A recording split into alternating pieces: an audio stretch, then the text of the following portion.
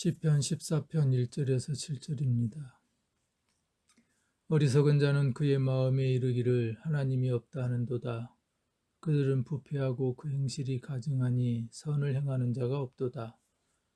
여호와께서 하늘에서 인성을 굽어 살피사 지각이 있어 하나님을 찾는 자가 있는가 보려 하신즉 다 치우쳐 함께 더러운 자가 되고 선을 행하는 자가 없으니 하나도 없도다. 죄악을 행하는 자는 다 무지하냐? 그들이 떡 먹듯이 내 백성을 먹으면서 여호와를 부르지 아니하는도다. 그러나 거기서 그들은 두려워하고 두려워하였으니 하나님이 의인의 세대에 계심이로다. 너희가 가난한 자의 계획을 부끄럽게 하나 오직 여호와는 그의 피난처가 되시도다. 이스라엘의 구원이 시온에서 나오기를 원하도다. 여호와께서 그의 백성을 포로된 곳에서 돌이키실 때에 야곱이 즐거워하고 이스라엘이 기뻐하리로다. 아멘.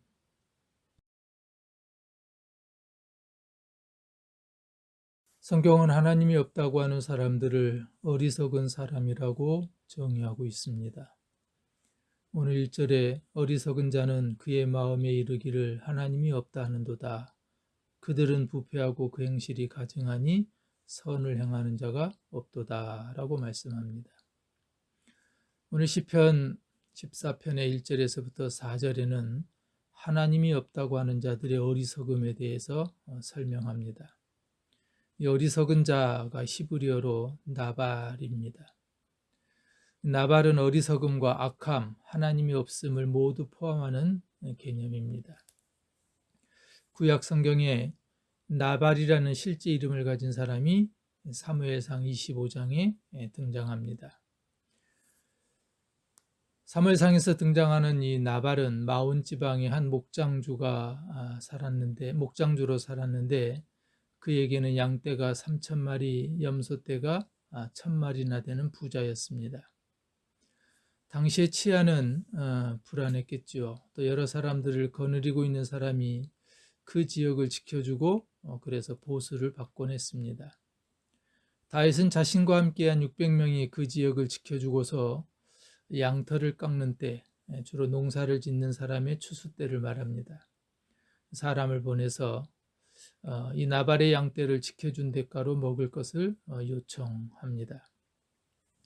그러나 음식은커녕 다윗과 다윗의 부하들에게 나발은 모욕을 주는 말을 하고서 이 다윗의 부하들을 빈손으로 돌려보냈죠. 그때 다윗은 분노를 참을 수 없어서 부하 600명 중에 400명을 데리고 가서 나발을 죽이려고 합니다.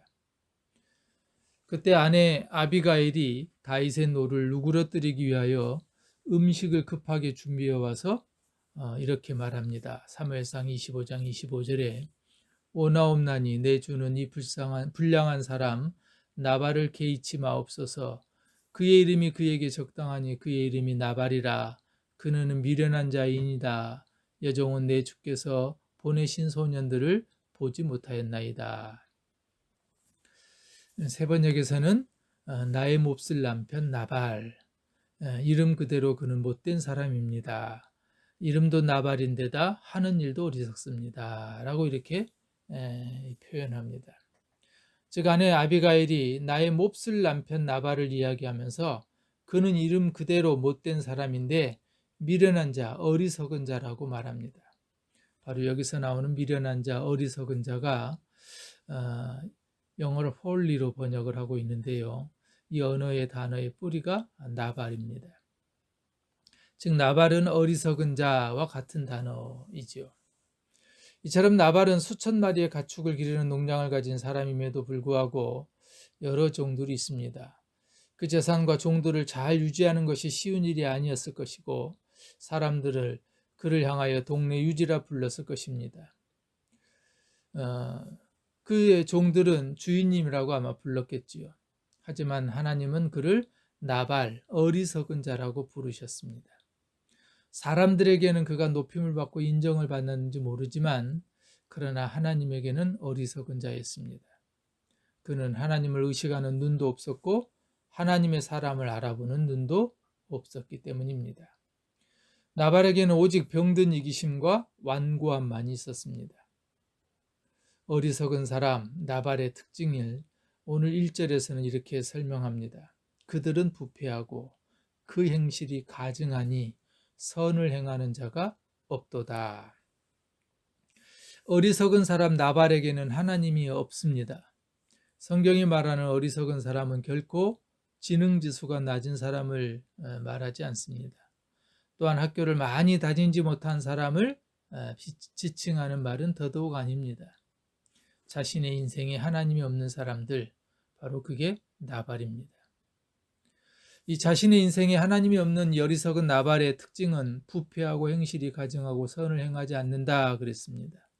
이 부패하다라고 하는 이 단어는 썩다, 타락하다라는 의미입니다. 하나님이 없는 사람은 자신의 삶이 얼마나 썩었는지 모릅니다. 자신이 얼마나 추한지도 이해하지 못합니다. 그래서 에레미야 선지자는 에레미야 17장 9절에서 만물보다 거짓되고 심히 부패한 것은 마음이라 라고 이렇게 말씀했습니다. 두 번째, 행실이 가증하다, 어리석은 사람의 특징인데요. 이 가증이라고 하는 이 한자가 가할가에 미워할 증으로 되어 있습니다. 미워하는 것이 가하다, 미워하는 것이 옳을 정도로 역겨운 행동을 한다라는 그런 뜻입니다. 나를 인정하지 않는 사람이 내 앞에서 무슨 행동을 해도 그 행동은 보기가 싫습니다. 그의 행동이 어떤 내용이 무엇인지 이전에 이미 그 사람이 보기 싫은 것입니다. 하나님께도 같은 기준으로 행동합니다. 하나님을 그 삶에 두지 않는 사람의 삶이 하나님께 가증스럽게 여겨지는 이유는 그 사람 속에 하나님이 계시지 않기 때문입니다. 그래서 어리석은 사람 나발의 삶은 선한 것을 행할 수 없습니다. 선을 행하지 않는 것은 절대적이고 영원한 선이신 하나님께서 인정하지 않는 삶이기 때문에 그렇습니다. 2절과 3절에 보면은 여호와께서 하늘에서 인생을 굽어 살피사 지각이 있어 하나님을 찾는 자가 있는가 보려 하신즉 다 치우쳐 함께 더러운 자가 되고 선을 행하는 자가 없으니 하나도 없도다. 하나님이 없는 삶을 사는 어리석은 사람들 가운데서 그래도 혹 하나님을 찾는 사람이 있는가 하고 하나님께서 인생을 굽어 살피셨습니다. 여기서 인생을 굽어 살피다라고 하는 것은 사람의 아들들을 몸을 앞으로 내밀어서 찾았다라고 하는 의미입니다. 세상 모든 사람이 나발, 어린석은 사람은 아니지요. 하나님께서도 모르지 않습니다. 그럼에도 혹 하나님을 향해 사는 사람이 있는가 해서 하나님은 찾으셨습니다. 그런데 오늘 본문에 보면은 그냥 찾으신 것이 아니라 몸을 굽어 살피사, 몸을 앞으로 내밀어서 찾으셨다고 하는 것은 우리를 사랑하시고 찾으시며 어떻게든 도와주기 위해서 찾고 또 찾으시는 하나님의 모습입니다. 하나님께서 우리를 찾는 이유는 우리들이 하나님이 없는 삶이 아니라 하나님이 있는 삶을 살도록 하시기 위함이기 때문입니다. 이것은 어리석은 삶, 나발이 아니라 지혜의 삶, 호크마의 삶을 살기를 원하신다는 의미이기도 합니다. 오늘 시편 14편 1절부터 3절의 말씀을 사도 바울은 로마서 3장 10절 이하에서 인용하고 있습니다. 기록된 바 의인은 없나니 하나도 없으며 깨닫는 자도 없고 하나님을 찾는 자도 없고 다 치우쳐 함께 무익하게 되고 선을 행하는 자는 없나니 하나도 없도다. 그러니까 다윗이 살았던 때나 그로부터 1000년이 지난 사도 바울이 살았던 때도 하나님이 없는 어리석은 사람들의 삶은 똑같았다는 겁니다. 하나님이 없는 어리석은 사람들이 세상을 살아가는 방법은 4절에 나옵니다. 죄악을 행하는 자는 다 무지하냐? 그들이 떡 먹듯이 내 백성을 먹으면서 여호와를 부르지 아니하는도다. 다른 사람을 짓밟는 삶을 사는 것을 밥 먹듯이 그렇게 익숙하게 행하면서도 하나님을 찾지 않는 것, 이것이 하나님이 없는 어리석은 사람들이 세상을 살아가는 방법입니다. 하나님 없는 어리석은 사람들은 죄를 밥 먹듯이 저지르며 살아간다는 거죠.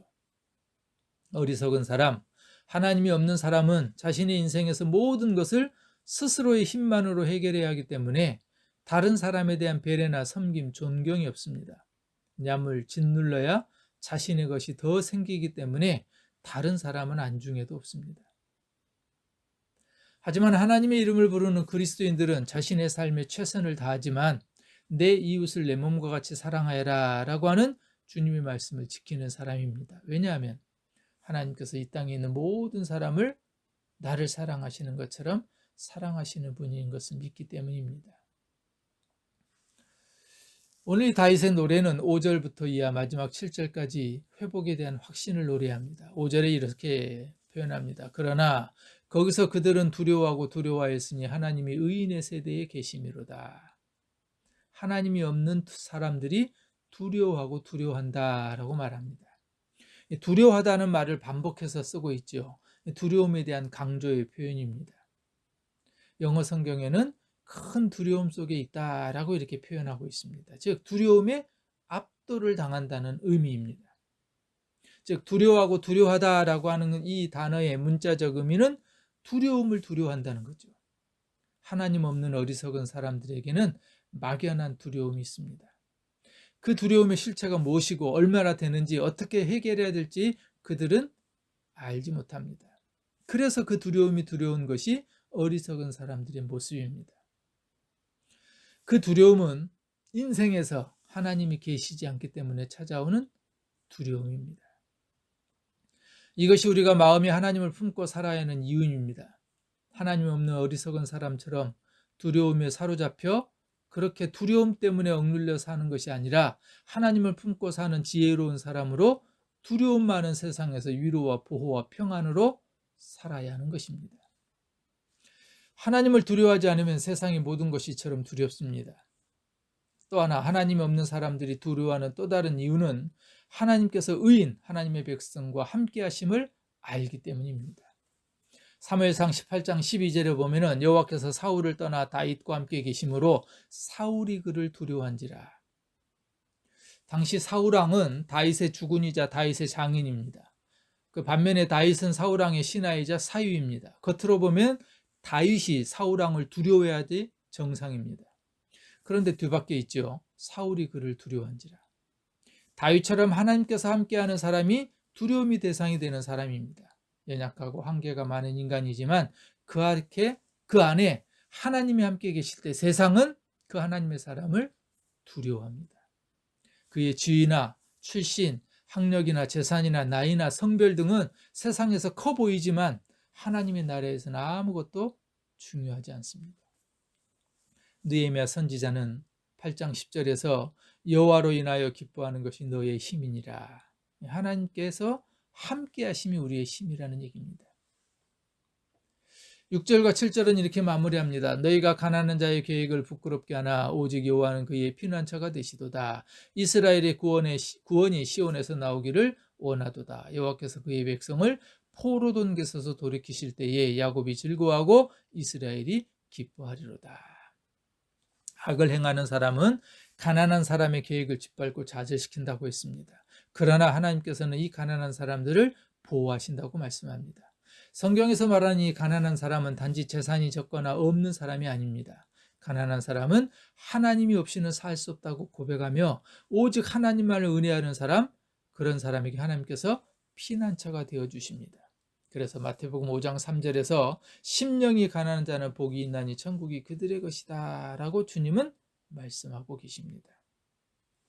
또한 하나님께서는 자기 백성을 억압과 죄에 포로된 곳에서 돌이키셔서 보호하십니다. 하나님의 나라의 백성이 되게 해주신다는 거죠. 그리고 그러한 사람들에게는 영원한 기쁨이 있는 것은 당연한 일입니다. 오늘 10편 13편은 앞에 나오는 14편은 앞에 나오는 13편과 표제어에서 같은 겁니다.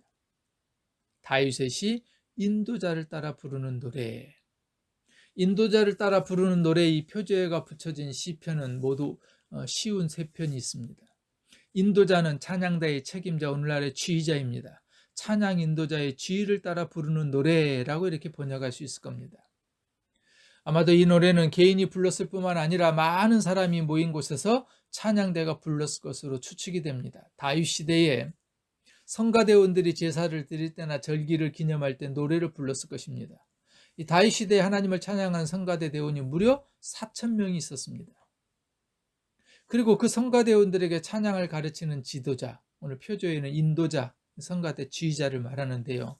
그 사람들만 해도 24 반차에 12명씩 무려 288명이나 있습니다. 그 사람들이 이 시편을 찬양할 때 얼마나 웅장했겠습니까? 성가대원 4,000명, 또 찬양대 지휘자 288명. 근데 마음에 하나님이 없다고 말하는 어리석은 사람들에게는 이 찬양대의 지휘자에 따라 부르는 이 다윗의 노래가 뜨끔할 정도였을 겁니다. 세상에는 온통 하나님이 없다고 말하는 어리석은 사람들, 나발들이 가득하다고 노래할 때 하나님이 마음이 많이 눌렸겠지만 악인들은 두려움을 두려워할 수밖에 없었고 하나님께서 가난한 자기 백성들이 피난처가 되신다고 할 때는 가슴이 뛰었을 것입니다. 아마 다윗은 틀림없이 사울 왕에게 쫓겨다닐 때 많은 위기가 있었지만 피난처가 되어주신 하나님을 떠올렸을 것입니다. 다윗에게 피난처가 되어주신 하나님이 오늘 저와 여러분의 하나님이시며 우리 가정의 하나님이시고 우리 교회의 하나님이십니다. 뿐만 아니라 그 하나님께서는 우리의 피난처가 되어주십니다. 부패하고 행실은 가증하며 선을 행하지도 않는 마음에 하나님이 없는 어리석은 사람들이 가득한 세상입니다. 그래서 죄악을 행하는 자들이 떡 먹듯이 하나님의 백성을 먹으면서 여호와를 부르지도 않는 세상이 되었습니다. 다윗이 살던 시대에 하나님이 없는 어리석은 사람은 1000년이 지난 사도 바울의 시대에도 하나님이 없는 어리석은 사람들로 살았습니다. 그렇다면 사도 바울의 시대로부터 2000년이 지난 지금의 시대는 어떠합니까? 다윗 왕이 살았던 시대나 사도 바울이 살았던 시대나 지금도 모두 같습니다. 오늘날로 여전히 하나님 없는 어리석은 사람들의 삶은 부패하고 가증하고 선을 행하지도 않습니다. 그것은 본질이 바뀌지 않는 죄인인 인간이기 때문에 그렇습니다. 그럼에도 하나님은 오늘 이 시대 가운데 우리에게 또다시 약속하시고 오늘 이 시편을 통해서 말씀합니다. 하나님은 우리의 피난처가 되어주시는 분이라고. 마음에 하나님이 없다고 하는 어리석은 사람들이 아니라 주님의 보호를 받는 특별한 존재라는 것을 기억하며 피난처 되시는 주님과 동행하는, 그리고 내 마음에 하나님을 모시고 살아가는 지혜로운 사람으로 살아가는 귀한 은혜가 있기를 주님의 이름으로 축복합니다. 아멘.